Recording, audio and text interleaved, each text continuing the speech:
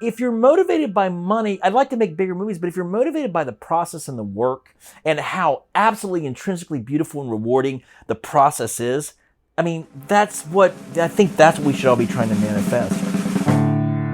Filmmaker Magazine presents Back to One with Peter Rinaldi. Onur Tukel is an actor. His latest film, which he also wrote and directed, Poundcake, is a flawed, satirical masterpiece and just might be the film we need in this time. I sat down with him at his home in New York City to talk about the work.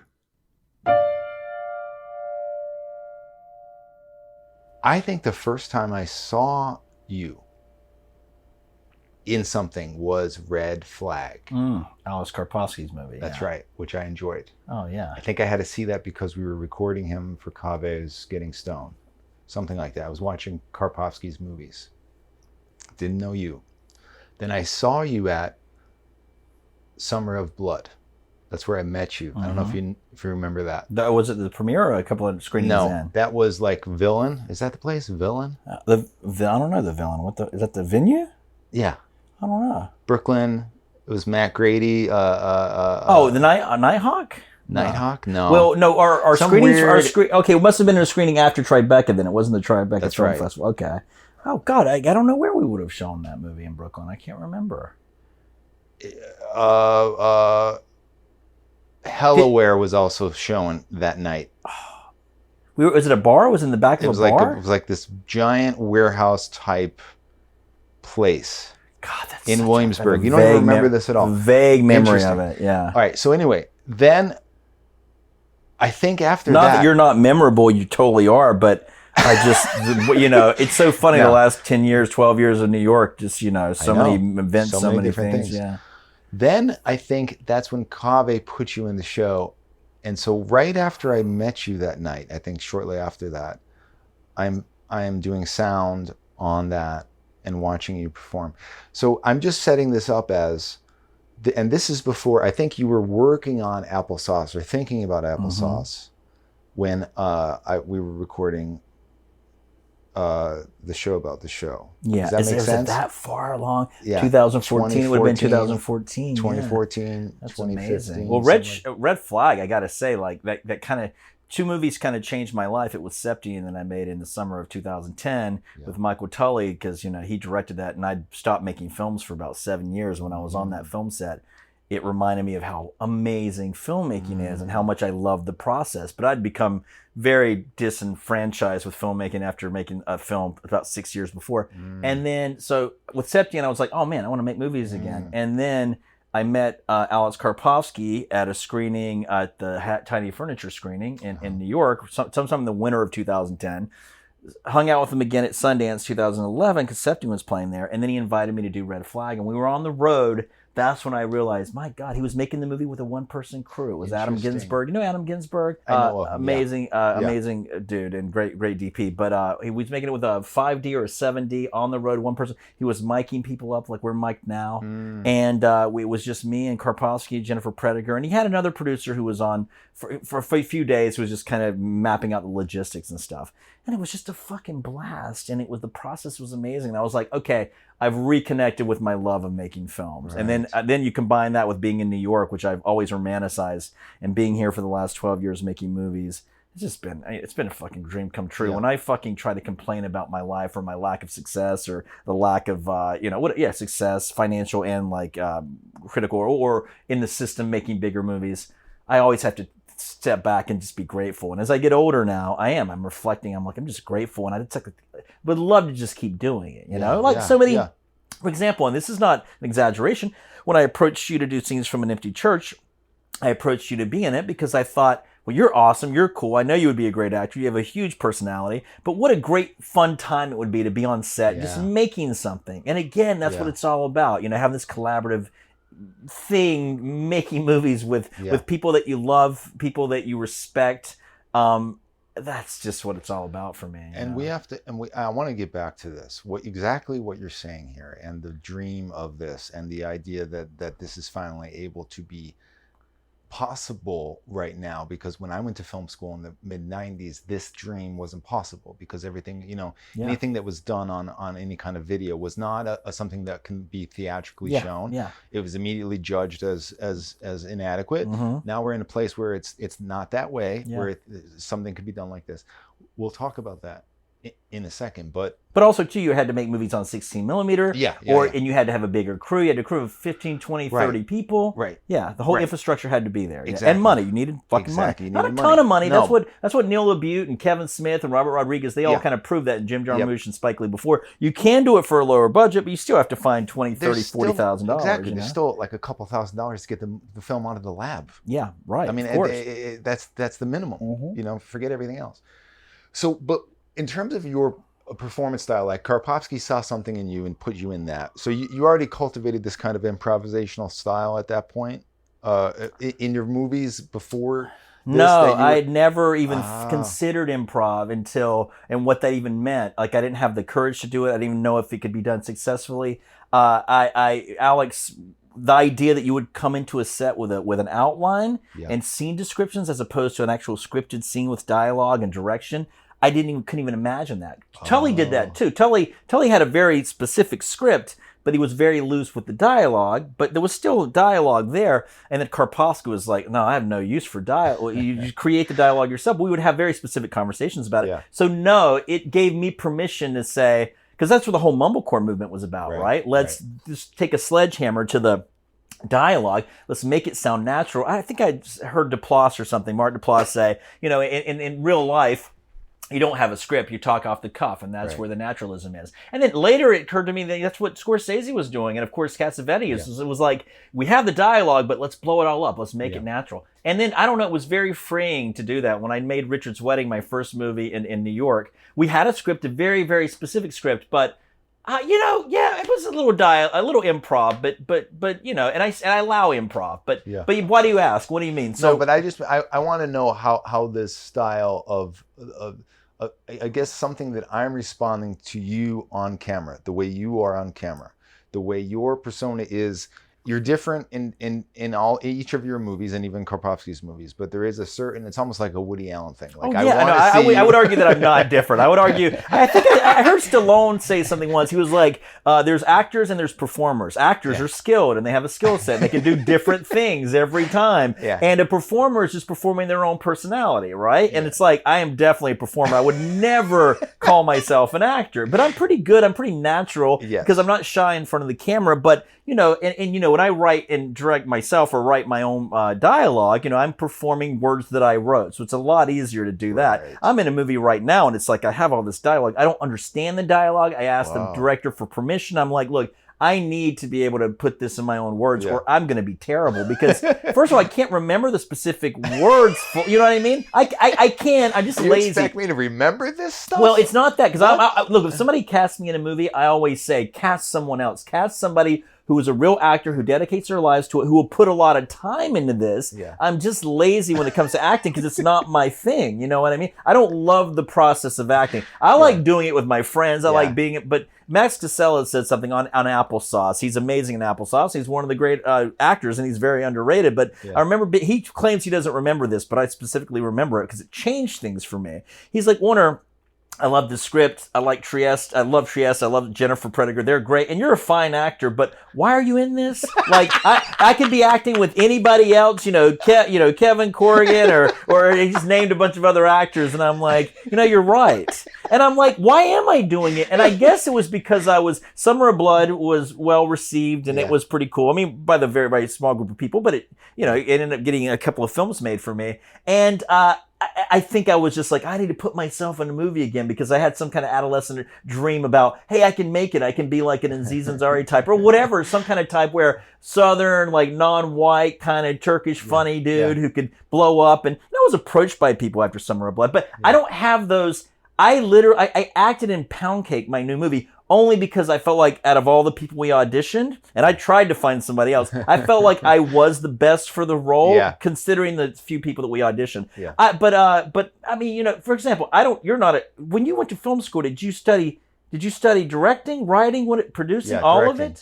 Directing. So You showed me something that you directed. It was fantastic. Do you still have the dream to make a feature? Absolutely. I mean, obviously, absolutely. Yeah. Do you see yourself putting yourself in the lead of that? No, not in anything I direct. I don't. Yeah. That's not the dream. You know. Okay, so if we're in agreement that things are different than they were in the '90s when you'd have Yeah. a lot of people and a lot of money for film processing.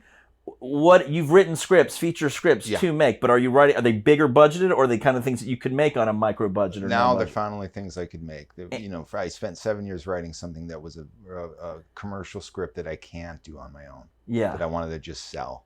Yeah. Yeah. Did you have the connections to try to sell it? Did you do that? This is becoming way too much. Too many questions. Okay, directed at me. We'll talk about that. subtly, but don't cut stuff like this out of the conversation. Don't tell me how to cut. You're right. You're the. When I'm on a film set too, I get a lot of it's very collaborative. So I get a lot of. I'm not saying, hey, we should collaborate on this, but I would never listen and say you need to cut this or that. In fact, I'm a lot more cautious, I think, about the things I say these days. Yeah. Which is probably a good thing. You know what I mean? Is, yeah.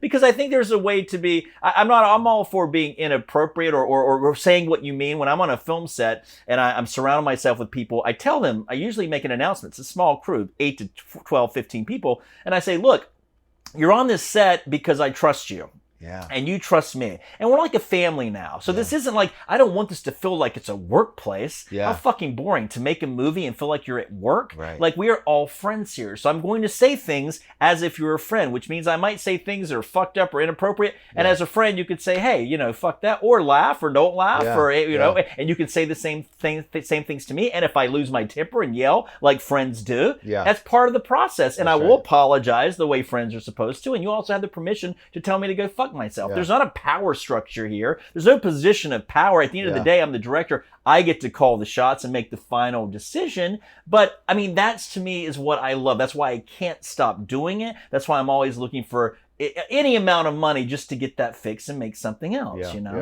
So anyway, I ask about you making films because obviously you're a passionate, amazing human being and people would come around you and come to you and want to please you and help you make your movie. And I just hope that you do that, and you do many of them. That's very nice of you, man. Yeah. And here's the thing about what you were just saying about what Max said, which is hilarious. Yeah. I was going into Poundcake, not to just jump to Poundcake, but just to jump to Poundcake for a second. Sure. I didn't know you were in it, and I remember thinking, this sucks that Onur isn't in this, because I had become so. It is like the Woody Allen thing. Like for a while there, before he got really bad. Like you're as old. We're in the same age bracket here. So you remember the '90s when a new Woody Allen movie was very, very exciting. Yeah. And sometimes he didn't put himself in it, and it was like, all right, I'm sure this is going to be something worth seeing, but I'm gonna miss that. Yeah, sure, of course. That's even when he pops up in movies now, it's always kind of refreshing and fun. He'll make me laugh. He can still get a laugh out of me. Yeah, but that's what it's become with me with your films. Okay, so I want to see you in these things. Yeah, you are correct. Like there, especially about this one, I can't imagine anyone filling this role. Well, filling the role, no pun intended. Well, I also have to play the role in this movie. If you think about all the outspoken things that I say in the movie that are sometimes pretty aggressive and can also be very, it could be I don't know what the word is. I'm not finding the word right now, but it's the kind of stuff that a lot of people could take umbrage with, if that's the right word. But I've heard this, but by the end of the movie, because I do the things I do, I'm literally the butt of the joke. I'm like, look, as the writer and director, I can say all these things and I take it all with a grain of salt because look at what I'm doing. Yes. And a lot of the kind of a big part of the movie is this feeling of like being middle-aged and feeling irrelevant, which is something you feel when you're older. And also as an artist in New York, an artist anywhere, there's always insecurity. You're always feeling kind of irrelevant in the wake of other people having more success or whatever, or the lack of success your movie is having. But I think to myself, this movie is about irrelevance. It's about irrelevance of being middle-aged, and cis and white, as I identify with white or Turkish or whatever. Yeah. So all those, that's a big part of what the movie's about. So it's like, I have to, even though I tried to cast someone in the role, ultimately, Celine and the producer and I, we discussed, it's like, no wonder you have to do this, not only because you're probably the best actor for the job or the best for the role, but it's also making a statement. Some kind of meta statement like, hey, look, I'm willing to make fun of everything and very sacred taboos you're not supposed to talk about, but ultimately I'm going to show that, hey, it's all kind of absurd. Don't take it too seriously because look what I'm about to do, you know? I would have rather have cast someone else, but at the end of the day, I needed to be in this, you know? So. I think it was a good choice. But here's the thing.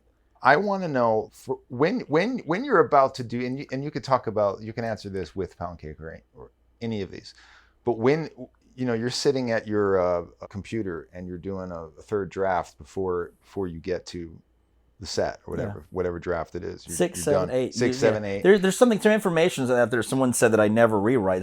It's like the information was, Onur says write your script as soon as possible and make it. No, write your first draft as soon as possible. And I do believe that that's the process that works for me because birth it, give life to it. And then rewrite the fuck out of it, obviously. So probably 8 or 9 drafts into this. 8 or 9 drafts. So then when you're starting to realize that you have to get in the mode of not only just the maker of this, the filmmaker, but also the person who's going to be in it. So you're going to be wearing both those hats. Is the 8th draft changing because you have to actually say these lines? Do you know what I mean? Whereas before you were just trying to make it good. Now you're like, now I have to.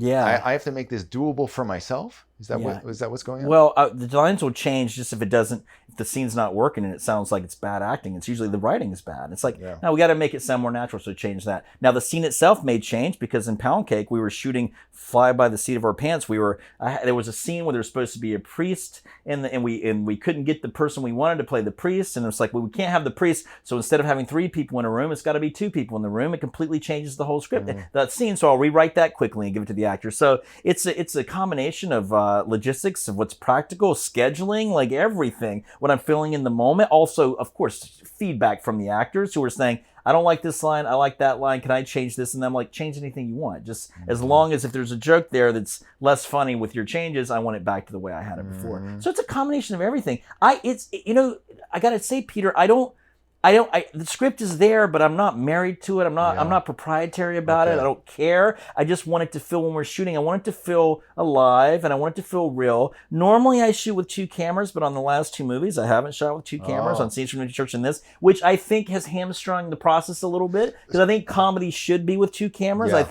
I think you allow more room for spontaneity, for mistakes, for improvisation. And I didn't really have that on this, although there is a lot of improv in this movie. For example, the podcasters who were brilliant. Michelangelo Garland and Cab Washington, they're the two black dudes who have the past podcast, and they're brilliant, and they really took scripted dialogue, and I said, look, make it natural, do your own thing, and they just brought so much fun energy. It felt like a real live podcast because they kind of threw the script out the window. They knew talking points they had to hit, but I want it to sound natural. I want it to sound real. I wanted there to be some kind of combination of mumblecore and also good writing, because at the end of the day, I think what you lose with mumblecore is, you can have some improv and some great jokes, but if you have some thought that goes ahead of it, you can just write some really good dialogue. And I think that can be lost sometimes with mumblecore. I hate watching these movies where it's like, it's 4 people in a cabin and they're not saying anything interesting. Right. And they're just like, okay, and they're making things up, and this is not interesting. And it doesn't feel so. If Karpovsky, put him in a room every day, any day of the week, he's going to say interesting things. Put the Curb Your Enthusiasm cast, people who know how to improv and say interesting things. Right. But some people just, But I just want to feel alive by it all, man. So because at 51. It's like looking for a reason to be inspired. Any age, looking for a reason to be inspired. Right. I'm doing what my mom does. My mom used to always say, I'm this age and blah, blah, blah. And this is why it counts, because I'm this age. It's interesting. What's interesting, Peter, if I can say this, is that the movies that I make, Summer of Blood, Applesauce, especially like The Misogynists. I made The Misogynists because of the trauma or the collective dread of Trump's presidency, right? Yeah. I made Black Magic for White Boys about gentrification because I moved into a building in Bushwick. I was the only white guy there. 5 years later, very few black people were there. They were the coolest people, and just saw them migrate out and white people come in. Again, I'm not judging and saying, hey, white people bad, it's too bad for the black people, which is gentrification. I saw it with my own eyes. Made a movie about that. Scenes from an Empty Church. We made a movie about the COVID. Taking everything, all the dread that was happening, made a movie about it. See, that Cold Dead Look in Your Eyes, a French movie I made, it was just about my unhappiness at the time when I made that. I was really in kind of a bad existential place. I hated myself. I didn't know what I was doing with my life. Everything felt like completely forlorn, and I didn't feel grounded. But with this movie, I wrote Poundcake about 4 months or 5 months after my mother died, and I was fucked up. I'm still fucked up about it. But it's like, okay, this movie is nothing about that. I mean, I could have never made this movie with my mom alive. I could have never done the things that I did. I could have made the movie, but I couldn't have put myself into the movie. It would have been too embarrassing for her, right? And like she would have thought, my family, my friends see this, but I'm like, maybe am I doing something? Completely ignore the pain I was feeling. I wanted to do something that was completely disconnected from my mother's death. I'm trying to find, as I'm doing, interviews and stuff, we have a screening coming up at Fright Fest in London, as I try to think about where this movie came from, because a lot of people ask the question, where did this movie come from? I'm trying to figure it out, and it's definitely not I'm not taking the specific grief that I had, because I don't think I wanted to touch that. I didn't want to make anything related to my mother. Maybe I will at one point, but not with this, I'm so sorry for going on a tangent like that. Interrupt me, Peter. There's no tangents. We like tangents. You cut all that shit out, too. Absolutely not. Let's just sit down. Why don't we just stop and edit this right now, you and I? Let's just sit down. Sure. Yeah. This is going to sound like I'm blowing smoke up your ass, but you're one of the only people in independent film that I know about that when there is a new movie, I'm like, I know this person is going to take risks, and it's going to be about ideas, and it's going to be in a structure that is thoughtful, and it's going to be funny, but that's a lot of things are funny. So that's not, but why is this rare? This should not be rare. We have the tools, getting back to what you were saying before, to make movies for very little money now. And people are very smart, right? Even the generations after us, 2 generations, Generation Z, these kids are smart. Yeah, very smart. They could be making movies about ideas, about how they feel about the world that I might be interested in because I like these people. They're not doing it. Why? They're trying to make movies like other movies, or they're trying to wait, or they're trying to make their movie look good or something in this other kind of way that harkens back to the 20th century shit instead of looking forward. We're always going to get in your movies somebody saying something. And sometimes it's very risky, and it's very personal too. So I really appreciate this, man. With this one, I knew that there was going to be something risky and something kind of crazy, but I knew deep down that it was going to be smart. But this has so many people in it, so many characters. You did it in 11 days. I'm just trying to help me to understand how you have a very complex script that I think is saying a lot of different things in a lot of different ways. You're saying it with people talking on a podcast. You're using a genre horror, you're trying to make it funny, but you're also adding in things that are story devices, stuff that's a little bit involved, like the idea that this the character that David plays has this AI thing. You know what I mean? Like this is it's complicated. And you have all of these things that you have to engineer, and you're doing it in 11 days. You're doing it with very little money. You're doing it in this kind of guerrilla style.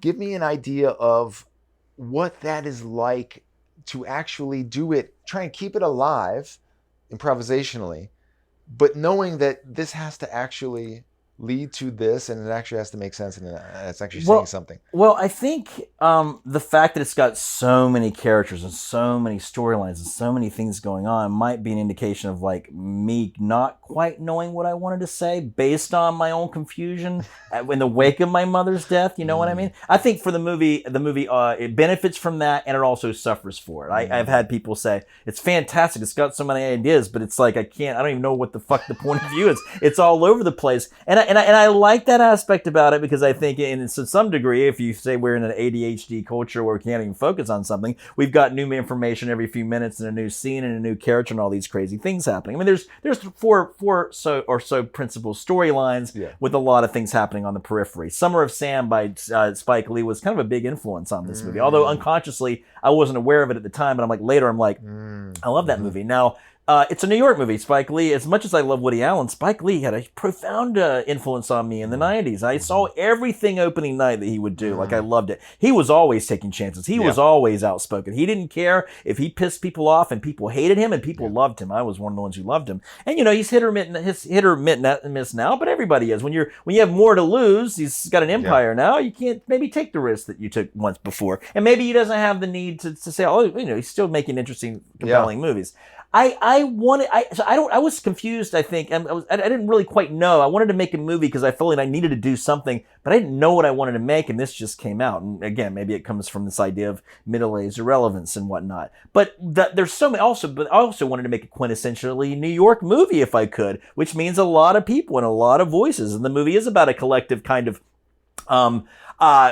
lots of voices, some of them very negative, some of them very positive, in the wake of something terrible happening to a specific demographic of people that now we can all agree upon is like persona non grata. The straight white man, after years in history of we got all the rich white people, Carnegie, Rockefeller, Bushes, Trumps, Elon Musk. It's like, they are singled out, maybe for good reasons, like all the power, concentrated all the power, they keep the power to themselves, whatever. It's a comment on the demonization of the straight white man in a way that's like, okay, because we're in a very prudish culture, what can I say and do, and how can I punish these people that collectively everyone's like, straight white men, fuck them, fuck straight, and you can do that. And how do you get humor out of that? How can you have fun with that? How can I make them suffer in a prudish culture and do things to them you're not allowed to do? Because at the end of the day, there should be limits to free speech. Absolutely. I mean, come on.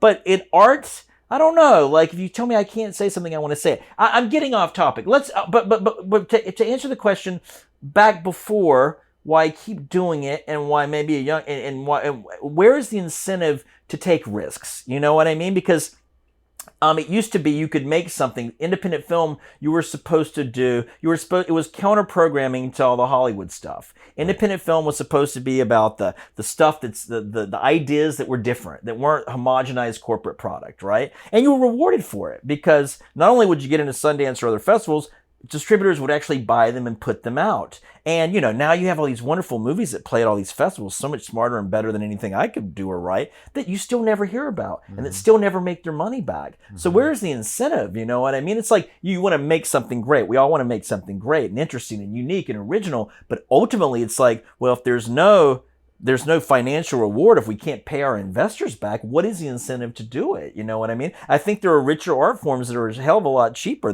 You could make an album, you could write a novel. I mean, maybe very few people will read it or listen to the album, but if no one's seen the movie, why even take the risk? If you need to express yourself, look, at the end of the day, movies are the best. I love filmmaking more than anything, but it's like, it's as long as someone will keep giving me money, I just feel like I came to New York to do this, or that's what I'm doing until I die, or until if I have a kid or something at my fucked up decrepit age, then I have to be really responsible and dedicate my life to working for a living or working a real job for a living. I mean, I work for a living, but like I try to work as little as possible in freelance to subsidize my habit, basically. I mean, I'm ultimately an amateur. Like, I do this out of love, you know what I mean? And I think that's what sets apart the TikTokers, everyone who's putting content out there saying, I'm going to get mine, I'm going to get famous and whatnot. And very little effort You have to love the effort. You have to love the process. Look, at the end of the day, I make a movie a year, every year or two. I have to stop you for one quick second. Yeah.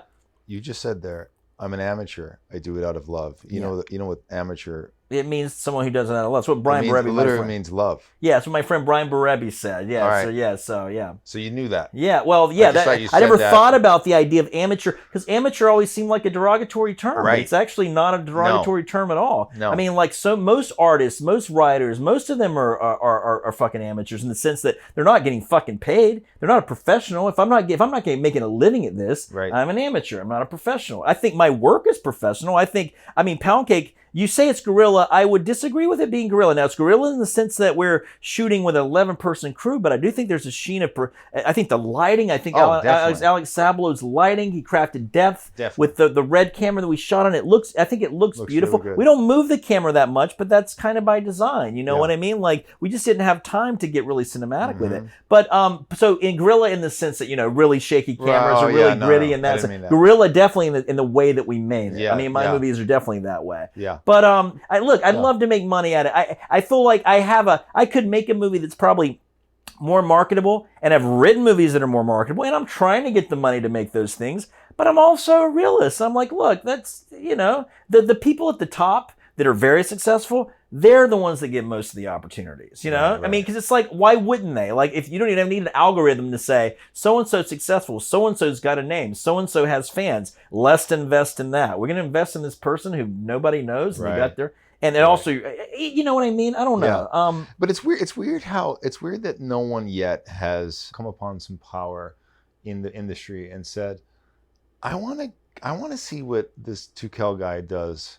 Yeah. With like $20 million. Like, not a lot. I wouldn't even need 20. I need 2. I think 2 to show what I could really do. You were saying that. But Catfight cost $350,000. Amazing. And with having actors, that are actually known, so there was a chance for people to see it, and people have seen it.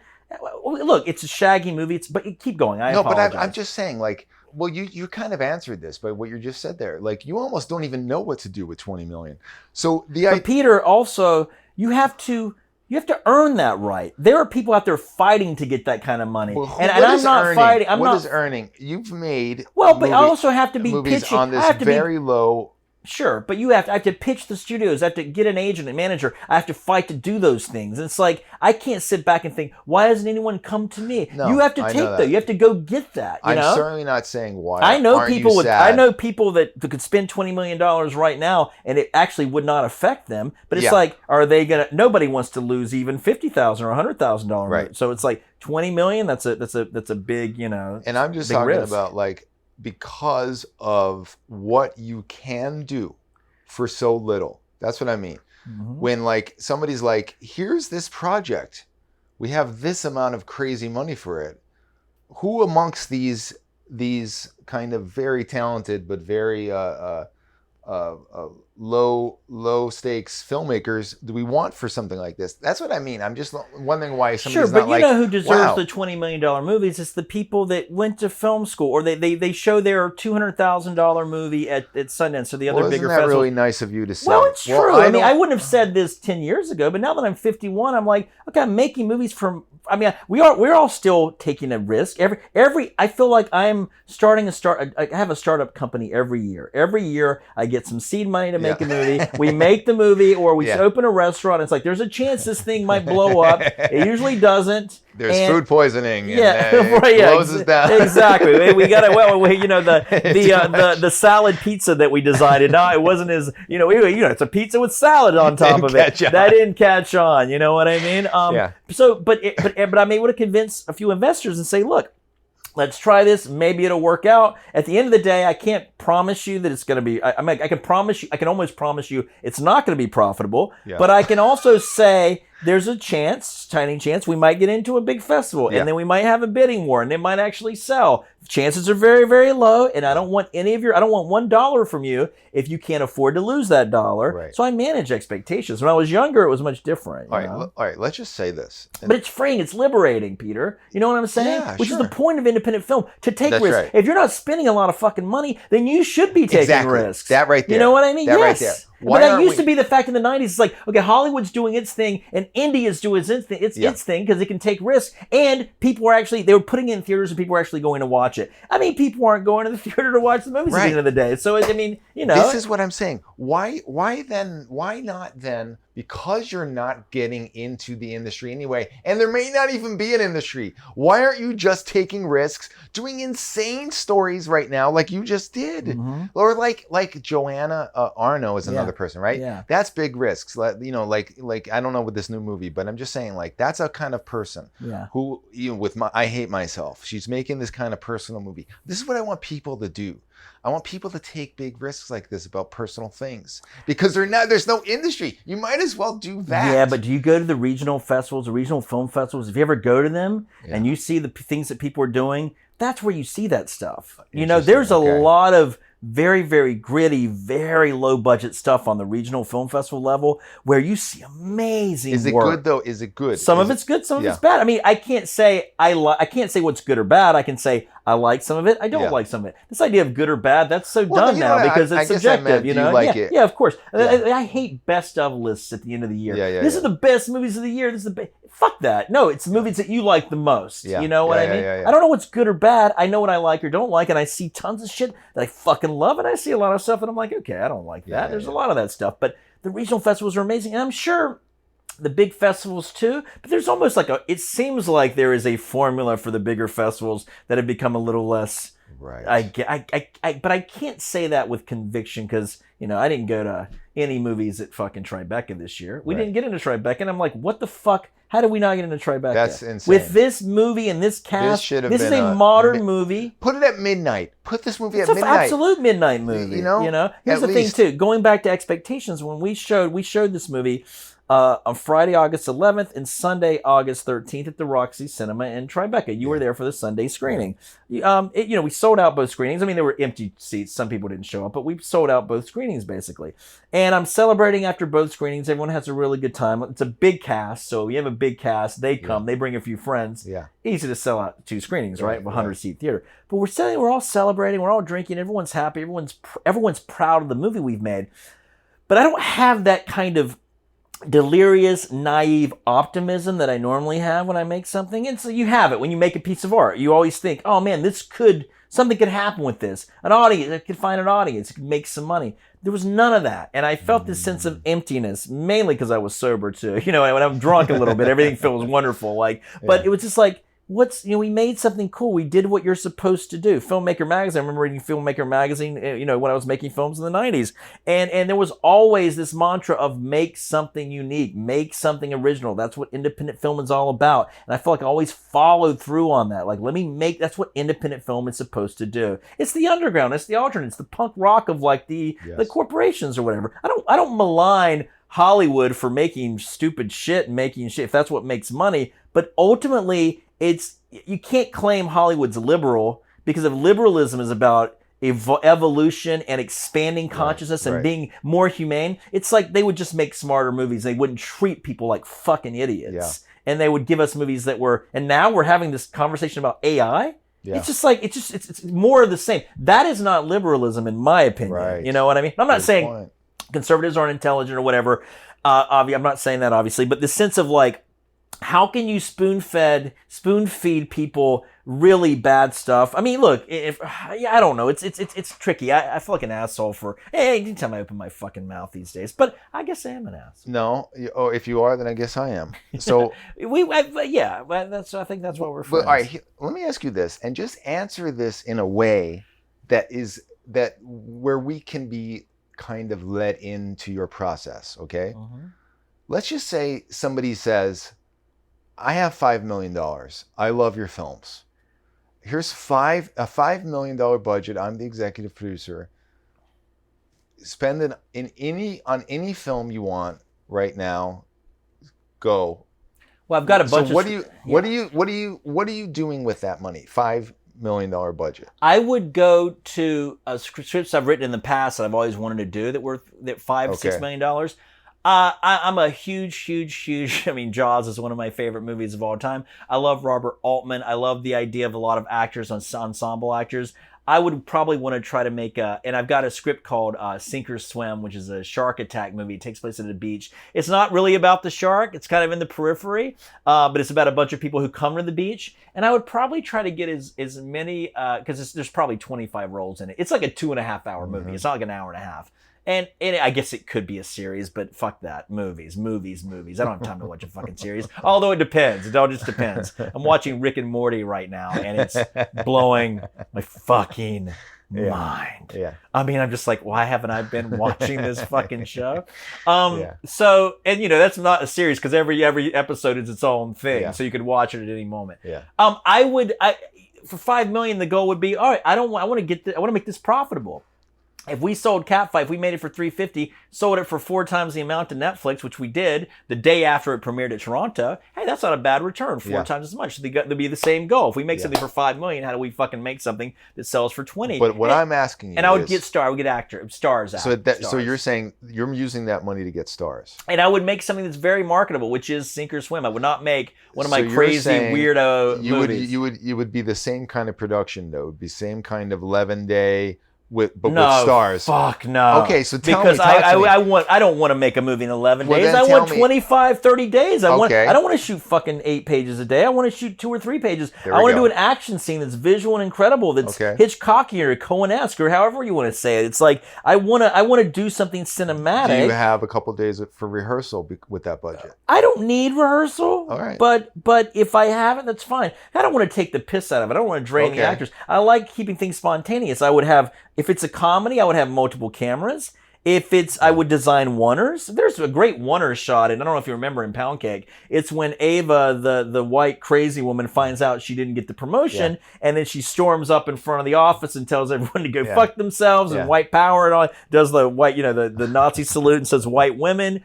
That's a oneer. That's a 2-minute scene in one shot, and it's a joy to do stuff like that. Yeah. But you do need time, although in that case, we did that. We designed that shot and shot it in about 2.5, 3 hours. I love cinematic. I love a oneer that feels intentional, that doesn't just feel like they're moving the camera for the sake of moving it. I love cinema. I love a beautiful orchestrated action sequence that's real and raw and not just fucking polluted and poisoned by CGI nonsense. I'm not saying CGI can't be amazing, but give me art. Give me the profound art that Hitchcock was going for, that other filmmakers who love. I don't want. I mean, think of you say about Tarantino. What a craftsman. At the end of the day.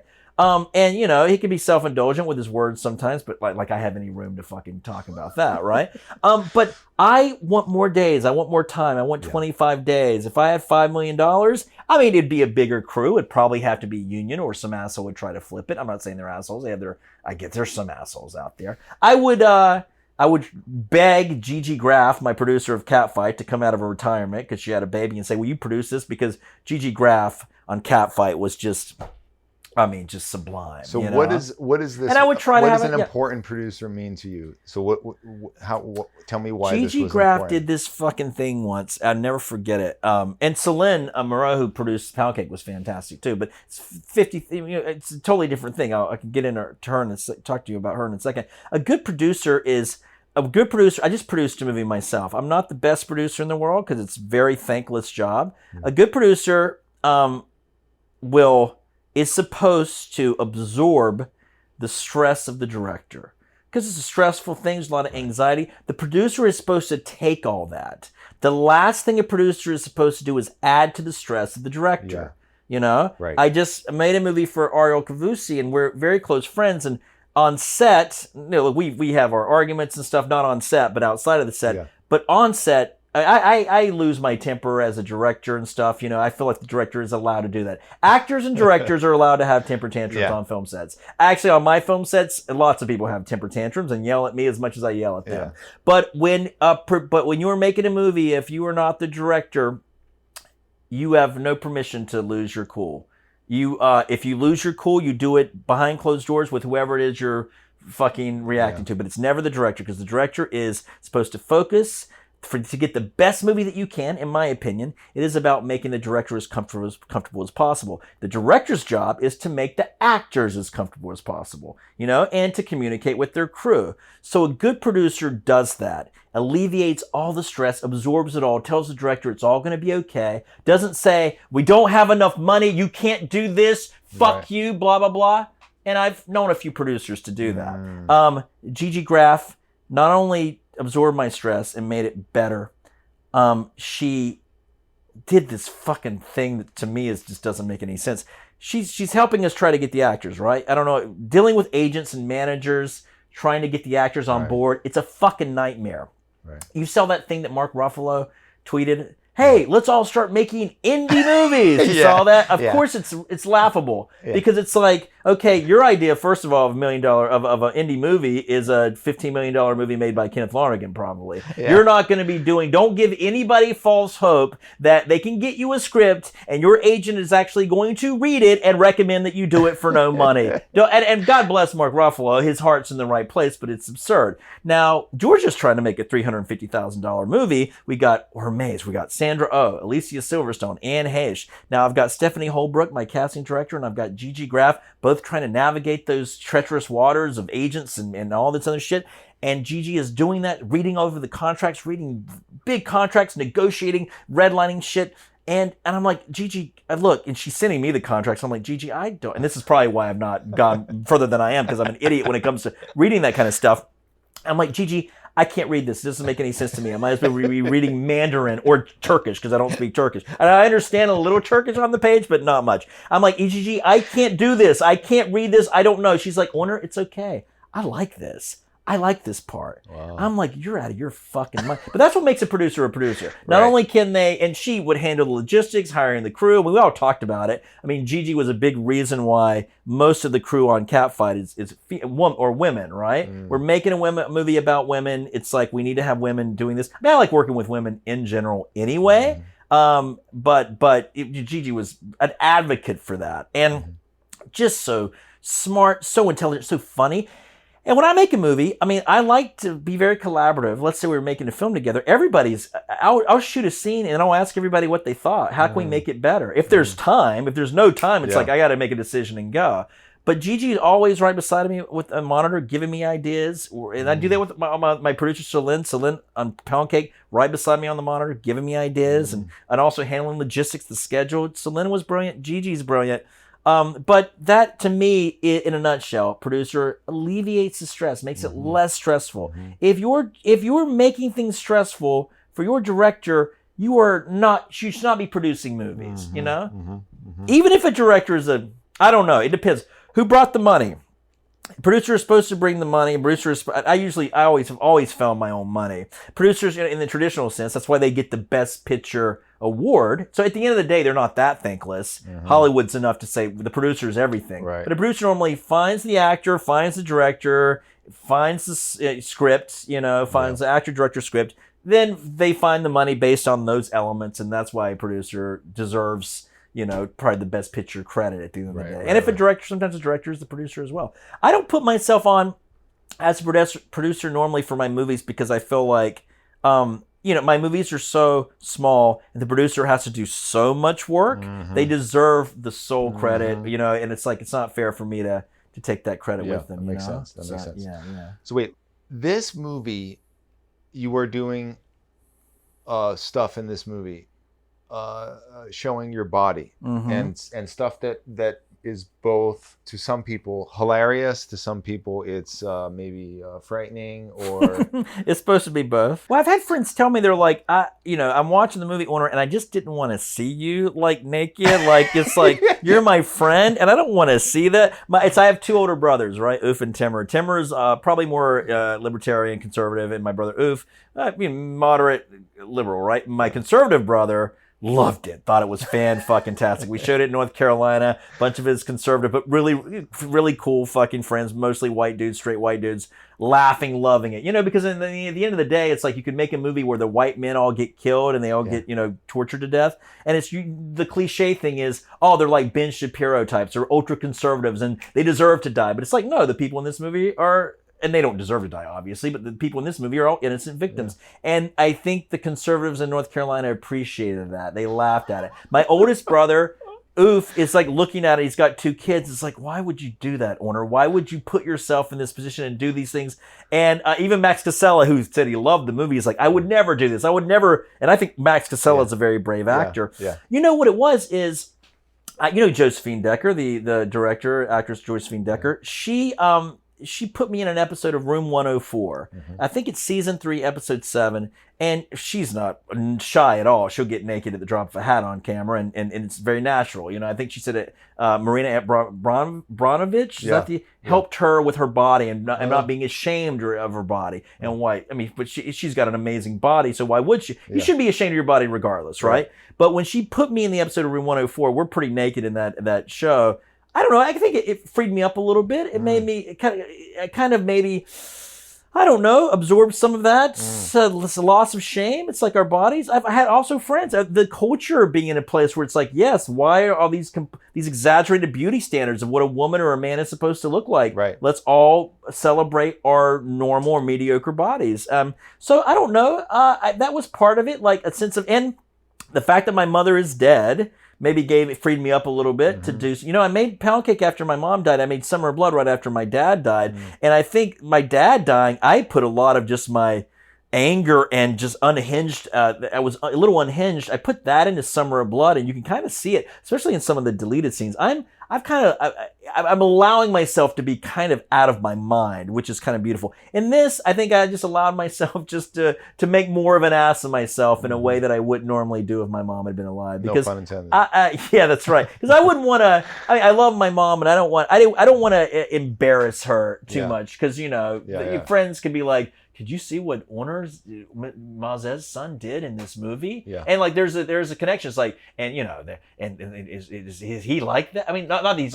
My character in the movie could be gay, may not be gay. Yeah. He definitely does gay things in the movie. Yeah. And I am just homophobic enough to be. There's a scene in the movie where the guys are like, "Have you gotten freaky deaky with a gay guy?" He's like, "I have a lot of gay friends." One of the podcasters says, "I have a lot of gay friends." And the guy's like, "Well, yeah, really? I didn't know that. Have you done anything with them?" And the guy's like, "Fuck no." And that's homophobic, and homophobic response. Why is that so disgusting? And I am homophobic enough that I'd want to clarify that I am straight, but because I don't want people to, because it's not that I don't want people to think I'm gay. I don't care if people think I'm gay, but I just think it's germane to the conversation that I'm not. But I do a lot of gay stuff in the movie, especially at the end of the movie, which is necessary. It's important. You know what I mean? It's part of the themes of the film about Well, you call it your love letter to the gay community. Absolutely. I've got so many gay friends. One of my best friends is gay or bi or How do gay people really feel about this? Have you because that's who I want to know. I want to know what people of color feel about this movie, and I want to know what gay people feel about this movie.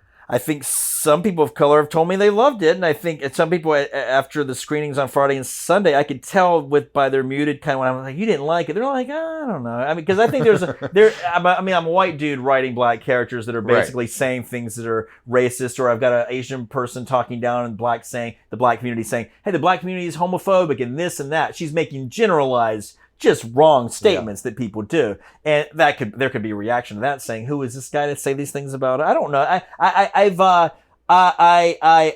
There was a wonderful black man, gay man in Wilmington who said he loved the movie when he watched it. That was really, really fucking funny. But during my Q&A, after my Q&A, it made him hate the movie. Wow. And he came up and told me this. He was very, very frank. And I'm like, I appreciate that. Please be frank. And I'm like, what did I say? Yeah. And I asked him about it. And I won't go into details about it. But I'm like, okay, that's right. Did he? So maybe, I don't know. My intentions. He changed his perception of what you perceived it to be. Or what maybe intentions for making the film were. But I got to be honest with you. It was a work in progress screening at the Cucalouras Film Festival. I put my foot in my mouth all the time. I say things that are stupid. I always talk about freedom of speech. We should be allowed to make mistakes and say things that are borderline. I mean, even racist. If you're not intending to sound racist and you don't get canceled for it, you just say, look, educate me. Let's talk about it. That is the conversation. finally I feel like the overcorrection is going away, and now people are being a lot less more forgiving about people saying stupid fucking things. You know, at the end of the day, it's about intention. Are you intending to hurt? Are you intending to cause pain? Are you intending to be racist or sexist or transphobic or whatever it is? Wait, what are we talking about? Well, I don't know, here? but here's what I want to say though about what you're saying right there. This is why I feel, and again, this is a straight cis white man talking.